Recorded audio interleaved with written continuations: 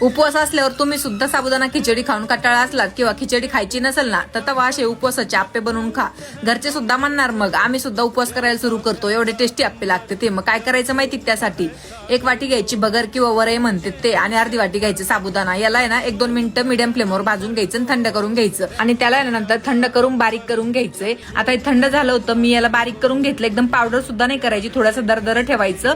नंतर त्यात दही टाकायचं. ज्या वाटीने भगर घेतली होती ना तेच वाटी 1 भरून दही टाकायचं. चवीपुरतं मीठ टाकायचं आणि थोडंसं फिरून घ्यायचं. नंतर त्याच्यात पाणी टाकायचं, परत फिरून घ्यायचं आणि एका भांड्यात काढून घ्यायचं. आता 10 मिनिटासाठी रेस्ट करायला ठेवायचं. 10 मिनिटं झाले का त्याच्यामध्ये बारीक मिरची कापून टाकायची, शेंगदाण्याचं कूट टाकायचा भाजल्याला 2 चम्मच, मिक्स करून घ्यायचं. आणि खाण्याचा सोडा आहे ना 1 चिमूटभर टाकायचा. चांगलं मिक्स करायचं. सोडा टाकल्याच्या नंतर लगेच गॅसवर आप्पे पात्र ठेवायचं. थोडंसं तेल टाकायचं आणि 1 चम्मच करून या बॅटरचा टाकून द्यायचा याच्यामध्ये. आता आहे ना याला लो गॅसवर आहे ना 3 मिनिटासाठी झाकण ठेवून ठेवायचं. नंतर झाकण काढायचं आणि पलटी मारायचे सगळे आप्पे असे हळूहळू, आणि नंतर परत थोडंसं तेल टाकायचं, परत झाकण ठेवायचं आणि परत 2-3 मिनिटं ठेवून द्यायचं. आता अशा प्रकारे ना आपले आप्पे एकदम मस्त पैकी ना रेडी झालेले आहेत.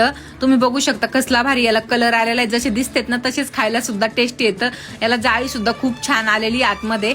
तर तुम्ही ना ह्या आषाढी एकादशीला ना असे आप्पे एकदा नक्की बनवून बघा आणि मला कमेंट करून नक्की सांगा.